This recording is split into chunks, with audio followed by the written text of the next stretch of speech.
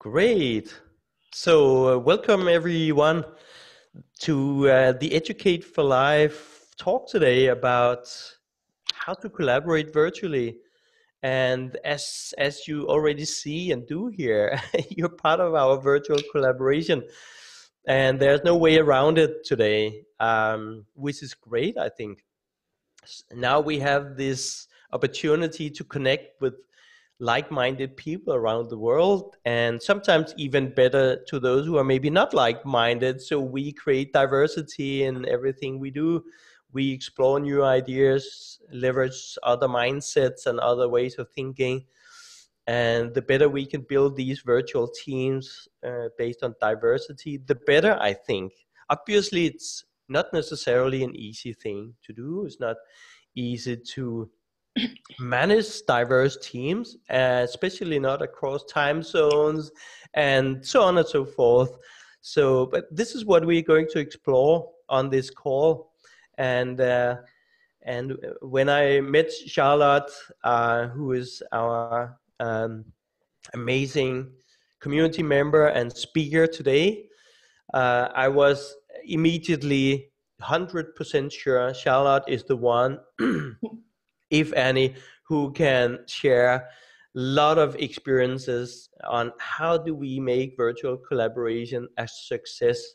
It's never easy, actually, but it can be done. I've done this for years, working and living this way, and so has Charlotte and many of the rest of you on this call already. But for those who haven't, this is kind of a good place to begin. So I'm going to hand over to our guest feature star today, Charlotte Vida, who has a rich experience from virtual collaboration and has been doing really cool stuff for children, and working with adults across all time zones to make a big impact on the future of children, the future of education. So, Charlotte, please introduce yourself and take us through virtual team collaboration, and welcome. Yeah, thank you very much, Lars. So, hi everyone. It's a pleasure to be invited to share with you some tips and tricks about how to have a virtual team collaboration that turns to be successful. Because as you probably already experienced, or as you will experience with Educate for Life, in a team you will be collaborating. Sometimes it can be also tricky. So I propose you to give you a little introduction about myself, and then I will share with you the agenda, and I hope you will enjoy this little journey with me for about 40 minutes, and then there will be a Q&A question and answer session where you can ask any question you could have, and hopefully either I can answer or Lars can support me in answering. So my name is Charlotte Wieder. I'm a doctor in industrial engineering, and I'm passionate about innovation, digital transformation, engagement, so both employee engagement and external engagement, for example, with external communities. And I'm also passionate about agile development and also design thinking. As on the personal side, I'm a lucky mom of 2 kids. They are 4 and 6 years old, so I'm busy also as a mom.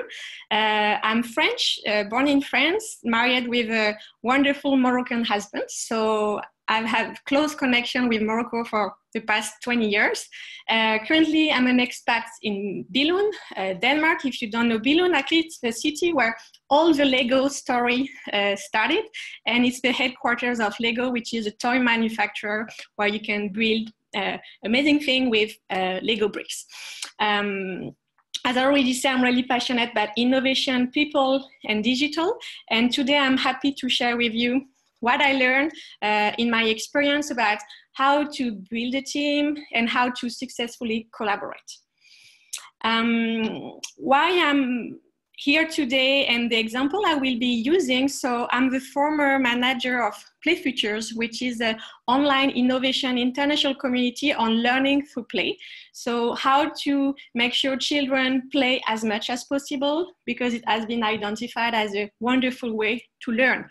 And while I was leading this PlayFuture community, I had the chance to work with a lot of passionate people like you with volunteers projects. So it was some explorers that signed up to be participants during 1-2 years to be exploring one specific topic that they were very interested in and where they were usually expert on. And today I will use some of the example, but as you can see on this picture, the past 2 years of my life have been super exciting. I had the chance to travel a lot, do great projects, and also spend a lot of time online because you can't travel all the time. So there was a lot of online collaborations, and the lesson learned I will share is only based on my experience. So it's one view. I'm sure all of you have a lot of other great examples to share, but it's to give an overview. And now these explorations are over. If you want to know more about all what we did, you can connect on the LEGO Foundation website, what we do, PlayFutures, explorations. Just to tell you, it was not only a project and nobody knows about it. We did something and we are proud to share what we develop as social innovation with volunteers projects. So it's great.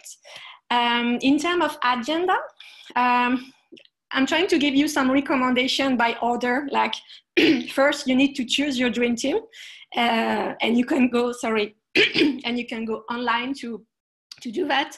I recommend to break the ice as soon as possible because the collaboration will be better. I also recommend you to have a plan, because sometimes with virtual collaboration, you can spend a lot of time to chat. But at a point of time, you need to move from your dream idea to something more concrete. You will also need to use some tools. So digital collaboration, it's so much about, it's very close to physical collaboration in some aspects, but you will also have other challenges. So we will have a look at the tools that are proposed by Educate4Life, and also perhaps other tools you might need to use to improve your collaboration. I encourage you to have a design thinking mindset, especially on the projects that you will be working on. Also to have fun and enjoy your adventure. And finally, I will share more resources that could be helpful for you. And then we will move to the Q&A. So choose your dream team. I don't know if you can see the picture on the right. It's a little rocket from the Lego house in Billund. We see it, yeah. I love the design, but I also love the ideas. Like, if you will have to travel to the moon, who would you bring in your rocket? And I'm sure you will be super picky about selecting specific people to make sure there's one person that is super expert on preparing the space food, another one super technical to master all this crazy thing, and perhaps one that has a good sense of road mapping and give him a plan to make sure you reach your target, for example. So when you choose your team, because now it's the time to choose your team, make sure you love the topic, because you will not do, it's not a project for your company where you are assigned to a project. It's a dream project. So make sure you really select something that intrinsically motivate you, either because you want to learn about that, either because you want to share your experience, either because you have a great idea and you feel like, if I would have some support, I could really achieve something. I also encourage you to look for diversity in your team. So in the exploration, what was amazing, sometime in the same team, we had like a super scientific person with a super creative person loving to explore things, and then a teacher and a policymaker or whatever. So, and all these different people had very different view on an issue or situation. And then it was very rich because they could share what they think of the situation and be very creative. And finally, when you choose your team, and here's the example, Exploration 6, be mindful about time difference. So I had the pleasure to work with amazing explorers, and the team, we had 2 people based in Canada, 1 person based in Billund, I was in Denmark, and the last explorer was based in Australia. There was about 18 hours difference between the team. And we only did 2 trips, all the rest was online. And it's not, even if it could have been difficult, it has been one of the most energetic and passionate team, and we were always collaborating, but my meetings were most of the time at 10 p.m. And I was committed because I love so much the team, the project and everything. But be mindful, if you can, try to reduce a little bit the time difference, otherwise it can be tricky. When you have your team and it will be time to start, and perhaps you will be in the situation of having your first call with your team, sometimes the first minutes can be a bit like people around the ice table and you're like, I don't know too much how to interact. Everything is a bit shy and it's super formal and you don't know. So I recommend you to have little tips to break the ice as soon as possible. In the case of the exploration, I asked the team to prepare some 10-minute presentation for each team member, where they got a chance to explain who are you, why are you here, why would you like to achieve with this team, also do you have any hobbies or passions, and perhaps also any first resources that might be interesting for the other team member to have a look on this specific topic. And it was great because like this, we started by that, and then we had a lot of connection possible between the people on either their passion, the reason why they were here, or their hobbies. And it started to help to build trust and confidence in the people. Another easy thing you can do for your first meeting, you can present a team of your favorite hobby and tell us why you like so much. So here it's one of the pictures. I was in holiday with my family.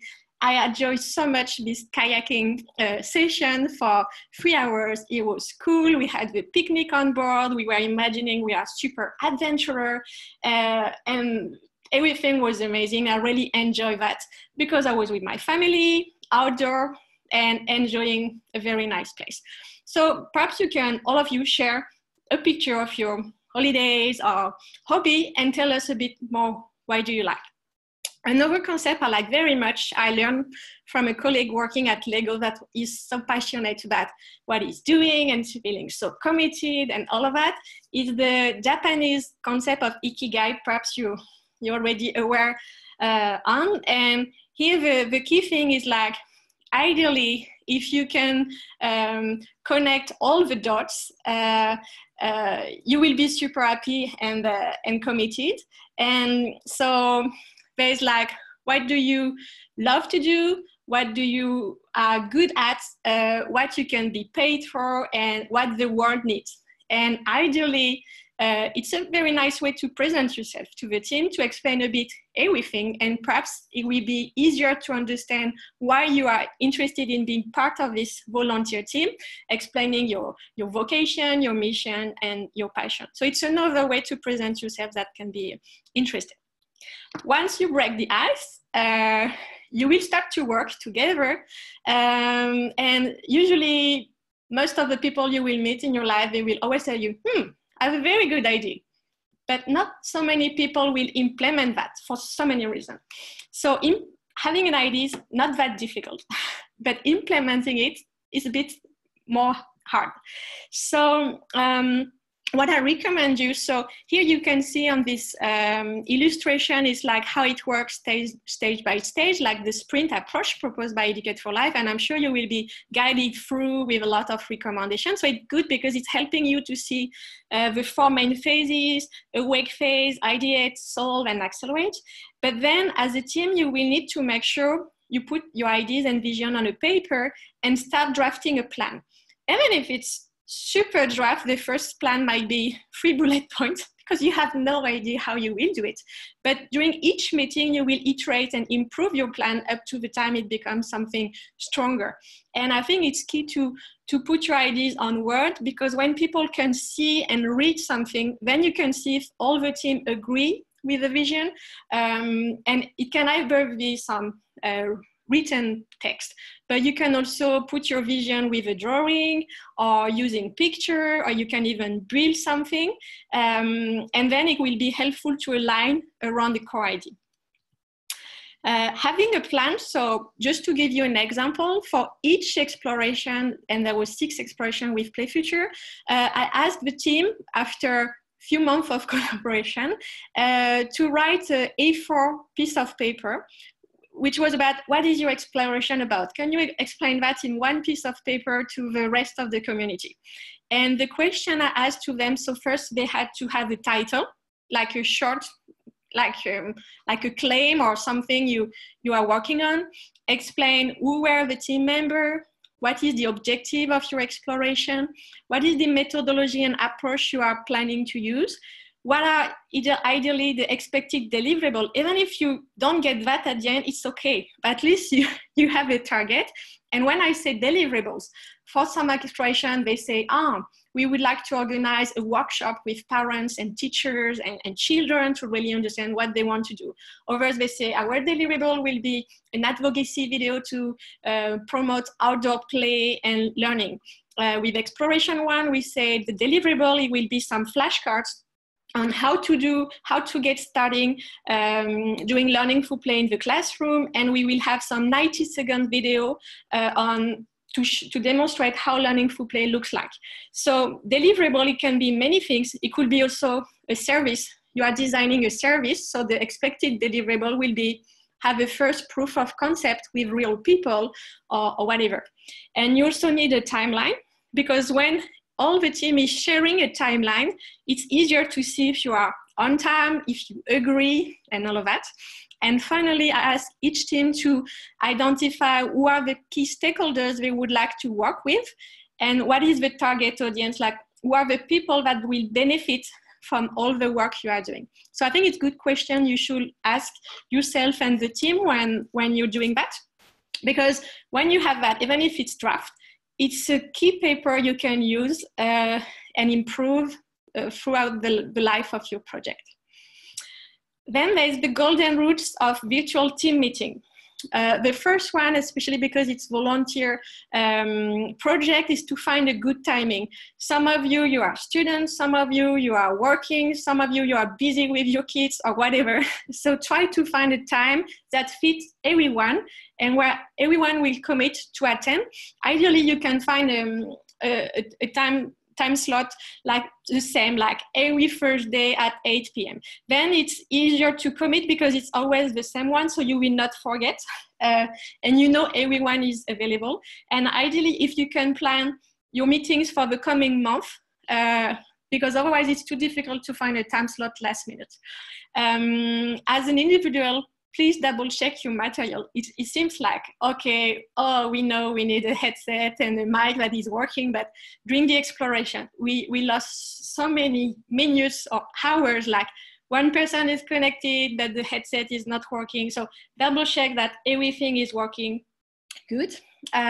Be on time, especially when you're on virtual team meeting, when someone is late and all the team needs to wait 10 long minutes before to start, it can look like hours. So be on time because everyone is busy and it's good to respect the team and be on time and finish on time, because even if it's a volunteer project, maybe people have to do other things later on.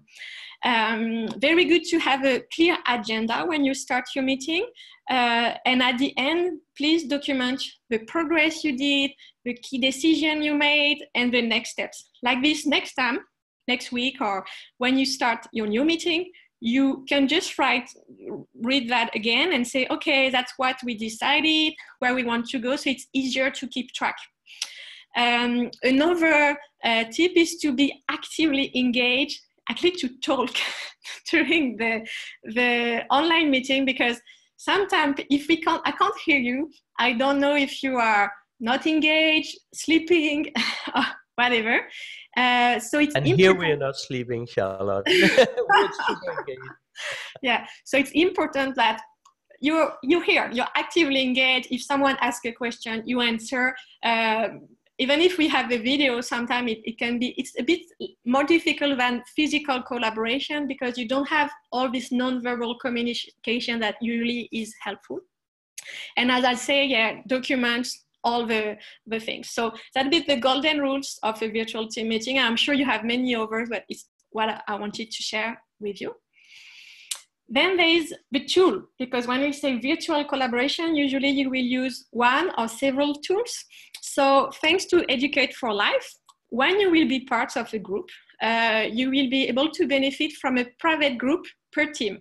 So on the illustration, you can see some example, teaching interdisciplinarity or the future of university education.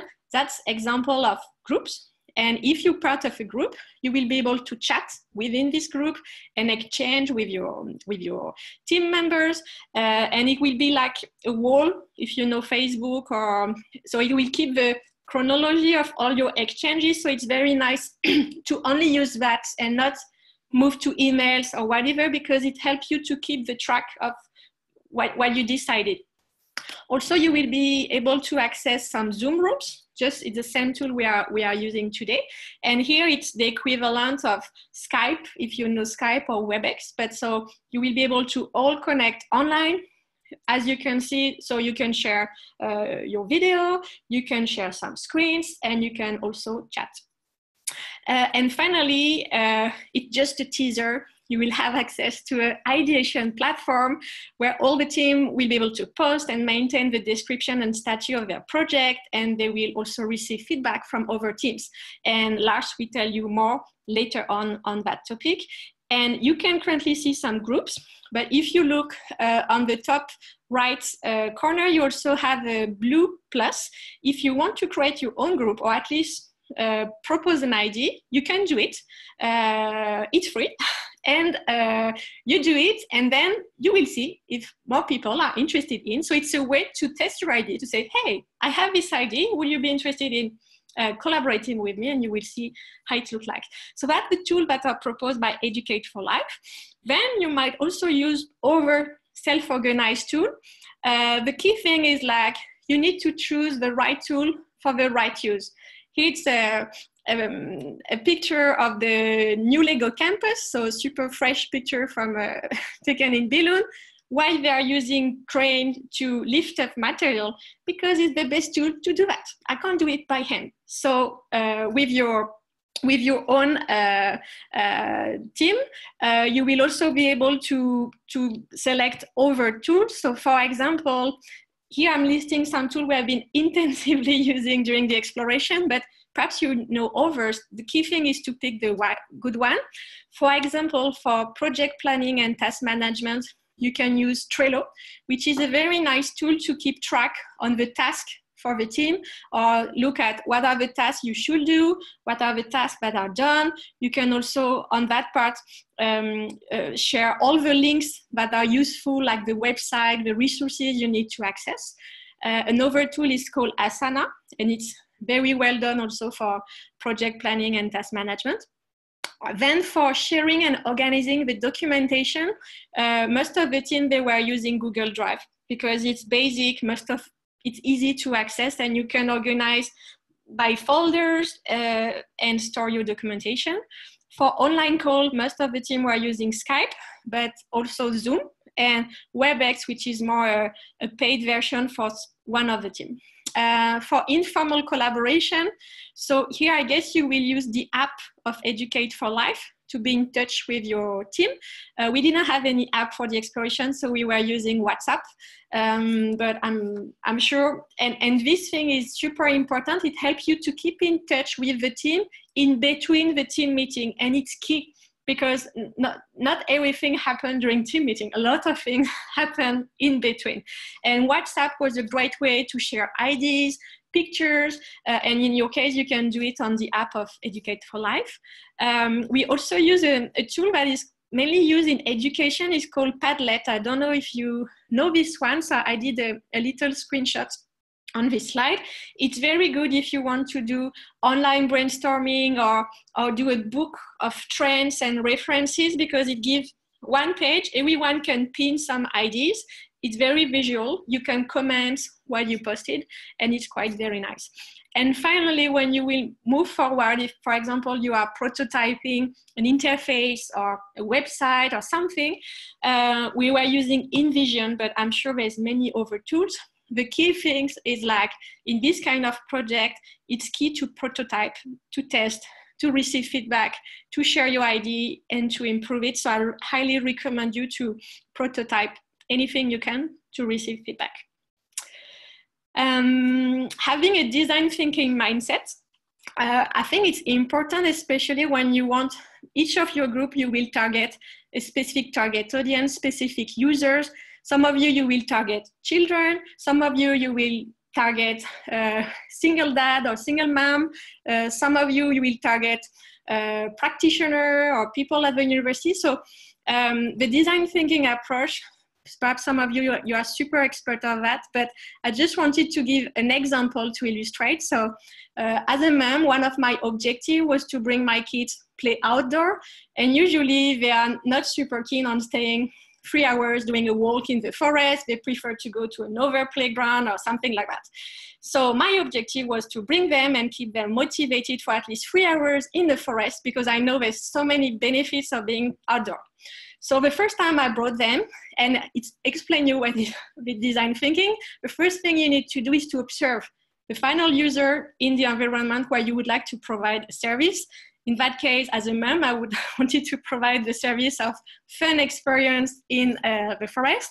And it's a great way when you observe to identify the pain point, the source of motivation of people, some verbatims that you will be able to use and keep in mind. And while observing my 2 kids, I was able to identify 2 personas.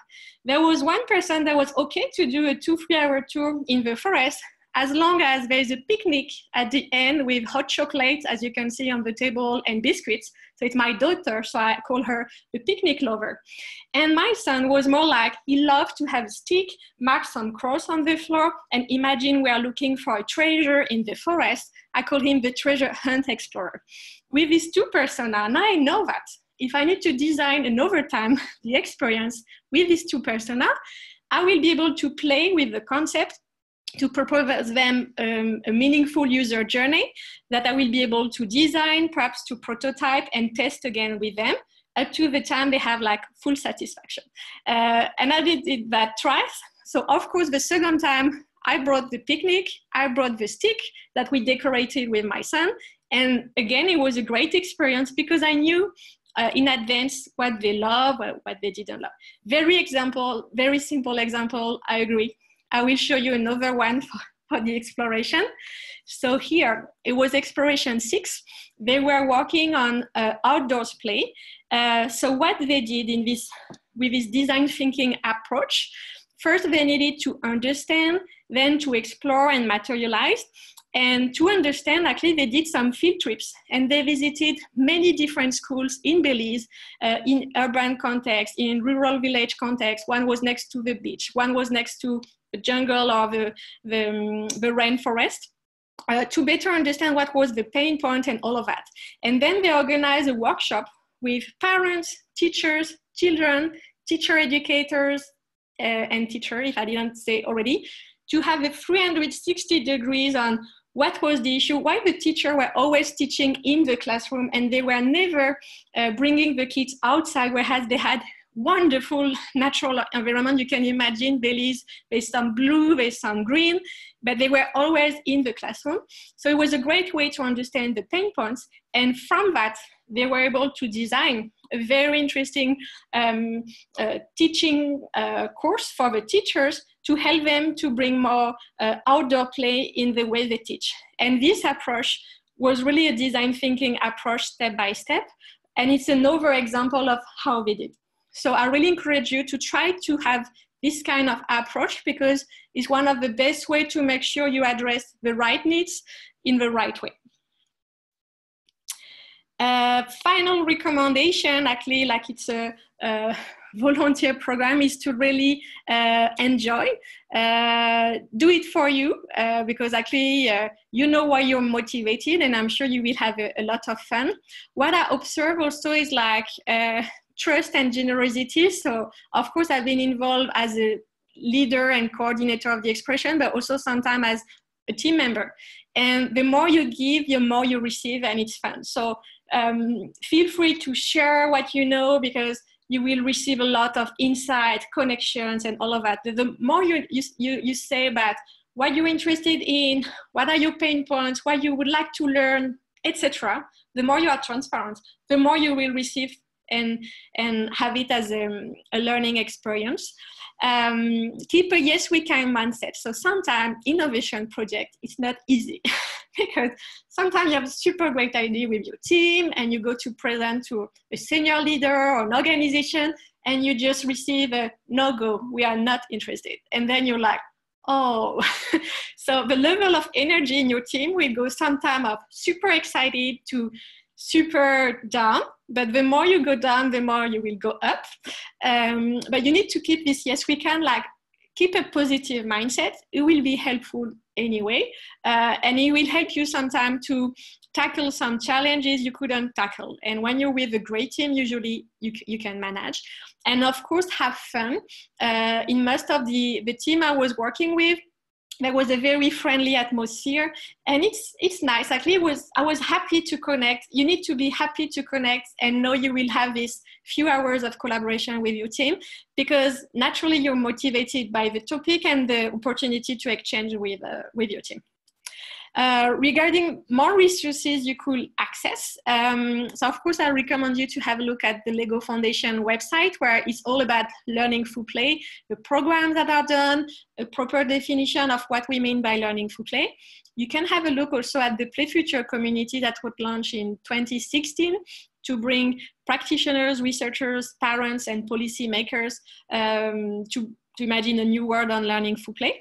And for all the assets and resources that have been developed by PlayFuture, you can also find them on the LEGO Foundation website in the What We Do PlayFuture section, with, for example, the first deliverable that just popped up from Expression 1 in Kenya and Expression 6 in Belize on outdoor play. And here I have a last recommendation for you. So I've been working on learning through play and learning and all of that for 2 years. But so far the best book I had the chance to read was one of Mitch Resnick called Lifelong Kindergarten. So Mitch Resnick is from the MIT. And actually just amazing because he's sharing with us in a very easy to read book all the rationale about how could we extend this kindergarten spirit to a lifelong learner. And he's using the 4P concept. So when you want to provide a great education where the kids or the adults will be fully engaged, it's recommended to use the 4P, which are project, passion, peers, and play. So play, like make sure the people, they are having fun, and it's turning the learning experience into a playful experience. Passion, because if you try to make the learning meaningful, if you try to ask the people that need to learn, what is your passion? And then you try to teach them something according to this passion, of course, they will be interested. If my son currently is passionate about a space shuttle, and I say, oh, we need to measure that, and I will work on mathematics with him on that, of course he will love it, because I'm talking about space shuttle. Projects, actually, because it's encouraging to have a multidisciplinary project and where you learn by doing. And finally, peers, he said that the best way to learn is peer-to-peer. So sometimes it's difficult for parents that are trying to teach something to their children, but the best way to learn is like a good friend of your child or a good friend of an adult. Say, oh, by the way, do you know that? Do you want me to teach you? So peer-to-peer interaction is the best way. So it was just like great concept I wanted to share with you, and if you have to imagine an education service or experience. Yeah, so it was the resources that I was happy to share with you. I wish you good luck in your project. And I say, yeah, shoot for the planet you would like to reach, because before we were saying shoot for the moon, but now people are on Mars, and maybe another day it will be other planet. So just reach the planet you will be super happy to reach, and everything is possible. It's just a question of collaboration and motivation. So thank you very much, and perhaps we can move to the Q&A session. Absolutely. Thank you so much, Charlotte. This was so inspiring. And you just gave us the full playbook to be super successful in our virtual team collaboration. Thank you so much for this. And yes, we have questions for you. And Sophie, will you go first? Yes, please bear with me if it's a little bit windy. I'm as I mentioned, walking outside at the moment. Charlotte, I really enjoyed the presentation. Thank you. I'm just wanting to tap into your experience in working with global virtual teams. When sometimes we have participants, maybe they're if the meeting is being conducted or the session's being conducted in English and English isn't their first language, or perhaps they're from a culture that isn't as dominant as others in the session. What are some ways that we can make sure that we engage with them and draw out their ideas and participation? Yeah. So if you have the chance to have some slides, usually it's very helpful if it's not a native English speaker to can see the written text, because some people, they are okay and they will understand this written, but they will not understand if there's like a huge English perfect accent, because they are not used to that. So if you're able to write it down, also if you're able to send in advance the material for the meeting, like this, they can use Google Translate and prepare themselves, at least to share with you the key insights they have, even if we are not fully able to completely interact during the session. And then on some tool, for example, on Facebook, you have a live translator. So for anything you read, you can translate. So then there's some ideas you can use. But then if it's like live call, of course, a minimum level of English is required. Otherwise, it can be tricky. But I will recommend like some written slides and sending the material in advance. And also, if one person is super comfortable with English, perhaps they can live translate for the person, sharing in a chat box like the key ideas in the native language of this person, to help them to take part, even if they are not fluent. Thank you. They're fabulous tips. Thanks very much. Thank you, Sophie, for asking. Any other questions before I ask my questions? Esther? Hi, Charlotte. Thank you so much for that presentation. Hi. I just actually wanted to ask you, so Lars has mentioned this a couple of times, and I know that time is one of the things that all team members need to kind of be on the same page with, how much time each of them can commit. But what other elements or what other things do you think are important for us to be on the same page on? Yeah.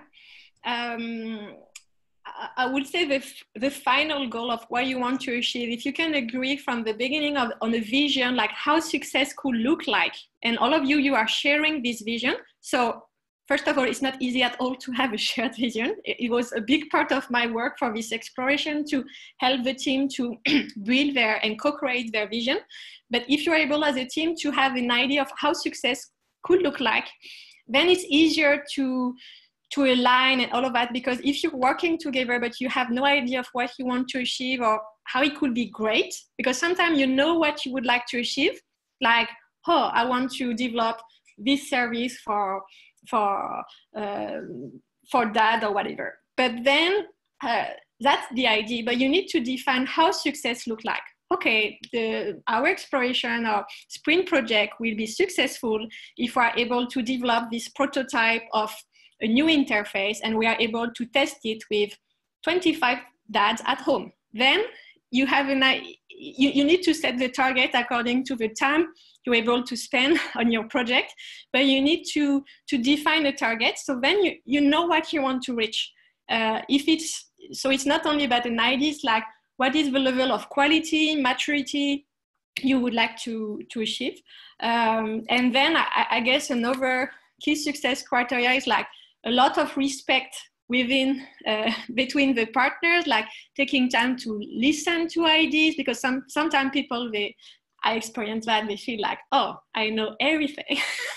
And I speak, but I'm not listening. So here it's a collaborative project. So if you have good listener to integrate as much learning from others to bring new ideas, I think it's key too. Yeah. Thank you so much, Charlotte. Thank you for that answer. Thank you, Esther. Elena has a question as well. Over to you, Elena. Yes, thank you, Charlotte, for the presentation. My question is, if you believe in, if you probably have had some experience with teams functioning really well without a leader, or do you think it's impossible to succeed without a leader? Maybe, and in case we have to have a leader, how do we select one? Yeah. Thank you. So I will answer first the end of the question. I think you do not select a leader. The leader will emerge from your group. So at the beginning, you are all like team member. But at a point of time, naturally, because of the personality of people, their level of motivation, their charisma, most of the time you have one or several leaders that will pop up. So in the team I was in charge with, there were several situations that pop up. Sometimes it's like a natural leader that will pop up, and it's the one that usually facilitate the meeting, make sure everyone is committed when sometimes the project is not doing too well, but the person that say, we can do it, and bringing this positive mindset. And sometimes in our team, it was interesting. It was not one leader, but several leaders in the same team. Because sometimes you can be a leader in a specific situation, but not in another situation. So I experienced also, and I will not name the exploration, but where we started with everybody's like normal participant, and then someone pop up to be the leader because it was a field where the person was very expert, and then another person take the lead for something else. So it's something I recommend. Ideally, if you can have several leaders in your team for what they are very good at. Perhaps you could have a leader for each key phase. Like some people, they might be super good at facilitating the ideation part. Some of them, they might be super good at helping to make decisions. At a point of time, you need to agree. Some of them, they might be super good at prototyping. Some of them, they might be very good at be very good networkers, connecting you with great opportunities. So I recommend like to take the best of each of your team member. And ideally, if you can have several leaders, because being a leader is also taking some energy. And sometimes you can't always be a leader. So it's nice when you feel like, I'm not the only one trying to bring this rocket to the space. I'm feeling like everyone can be a leader. I think it's the ideal situation. Yeah. Excellent. Okay, yes, thank you very much. But what about the situations when nobody wants to be a leader? How do we proceed then? So in that case, you can have also a super flat. Again, it's not the leader as a different level, but actually you always try to have a consensus and agree on something together. But if you have no leader, sometimes it might be more difficult to make decisions because nobody wants to step in and validate something or say, okay, it's great, let's move to the next step.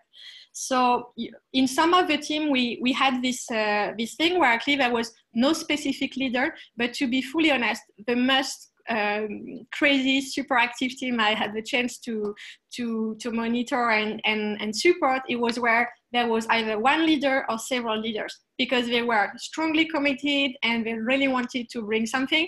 When everyone is like team member, but sometimes if nobody wants to step as a leader, perhaps they are not super convinced about the idea or they just want to be more observer, but you will never get the same result as when there is one or several strong leaders.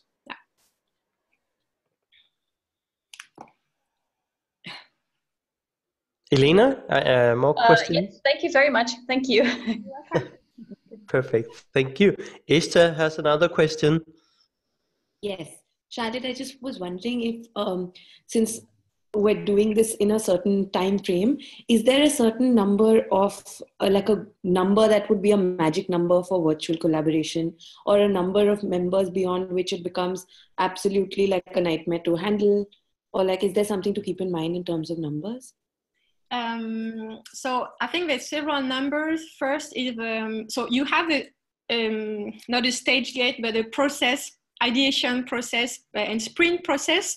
So I think it will give you the pace for your team because you will have some deadlines. So it's helpful for you to follow this frame, to know how you should progress in a good way because, oh, by the way, in 15 days, we need to present the prototype. Ooh, we need to hurry up. So it's very helpful for you to know what you're supposed to do. Then in terms of teams, for this exploration. So we had teams from 4 to 10 people, and everything worked well. Usually a good size of team, it's 5-7 people, but you can have much more, but you will never, doing a conf call with more than 5-7 people can be tricky, except if you have a core team and a more extended team. Like in the case of the team we had in Chile, where there was 10 people and all were super committed. They were working on playful storytelling. And so here it was interesting because it was a team only from Santiago, Chile, and then some people internationally. So what they were able to do, the online team was only 4 people. And then there was one person of Chile that was also in touch with the local community in Santiago, Chile to help support. So I recommend not to have too big teams because, again, with virtual collaboration, when there is too many people, I don't know if you have seen this very fun video, I don't know if it's on YouTube, where actually they show how a virtual team meeting looks like. And actually you keep on saying, you don't know who is supposed to talk. So you say yes, but two people answer and all of that. So if you have too many people, it can be tricky, except if you can see the video of people, because you know if one person is on his way to start talking. But I recommend not too big teams. Yeah. Thank you.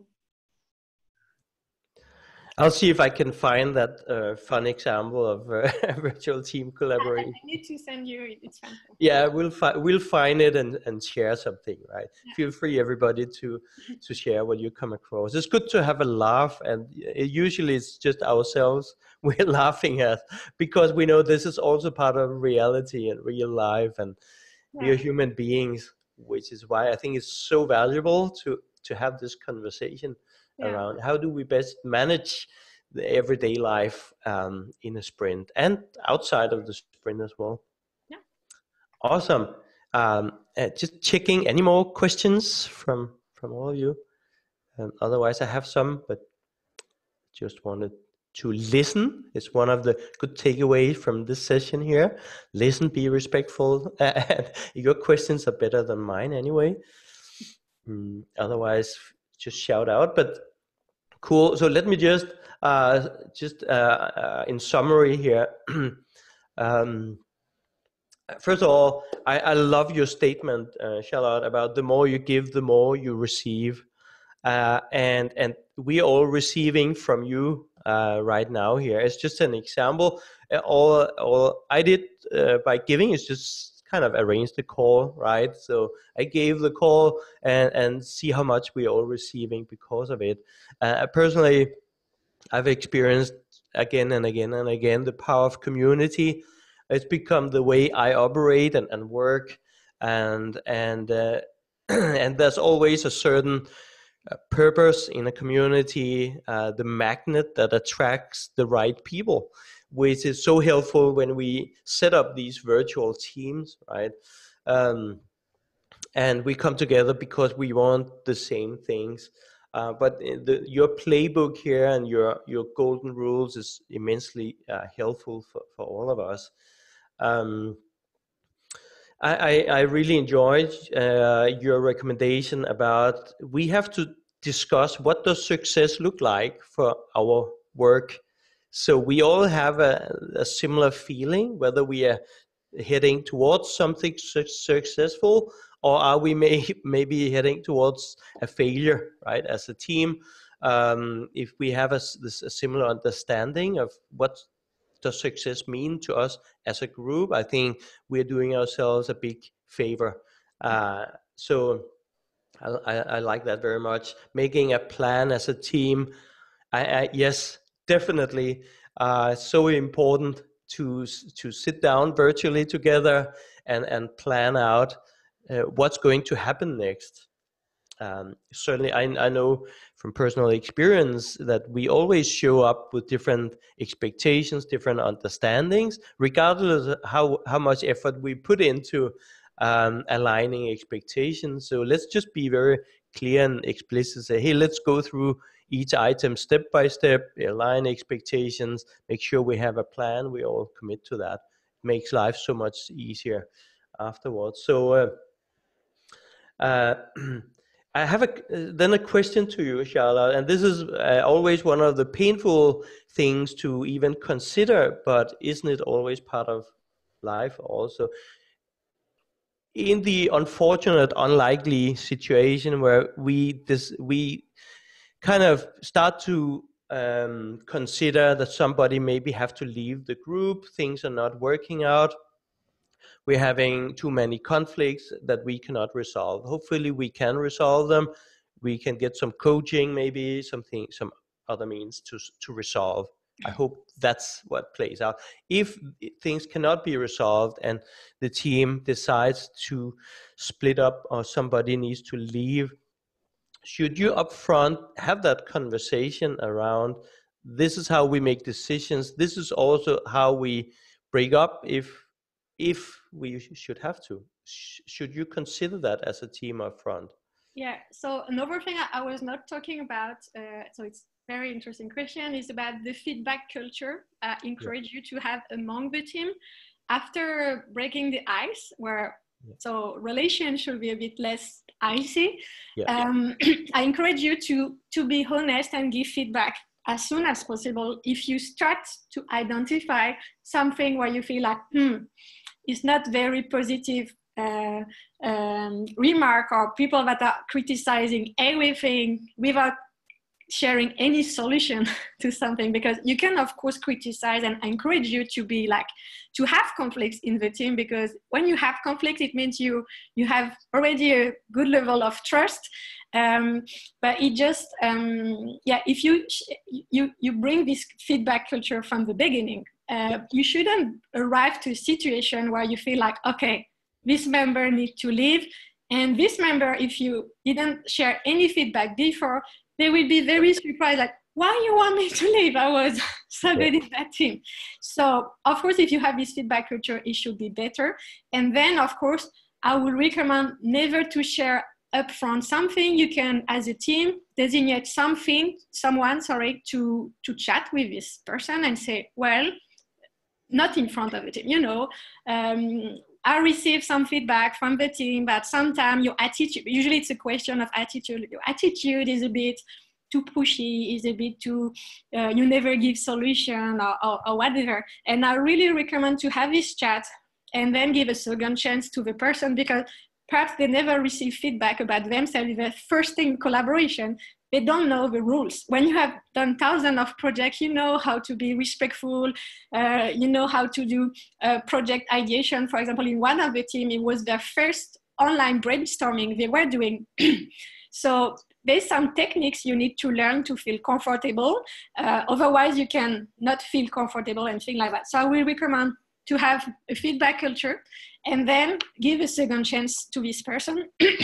Because perhaps they don't know it's their first team collaboration. And then if this person on purpose is terrible, it can happen, then you need to have like action plan to say, okay, first we give a first warning to this person and give them a second chance. Perhaps you can give another chance. But then if you feel like it's not supporting at all your project, I mean, it's a self-organized team. So if people are terrible, then maybe they will have to leave, but hopefully you will be able to remanage the situation and people can change and adapt in a positive way. So hopefully I trust you can change. Excellent. I love that positive approach to it. Yeah. And I have a session planned actually for establishing a feedback culture separately. That's how important I think it is. So thank you very much for this advice to all of us. Very last question, and then we are at the top of the hour, which was scheduled.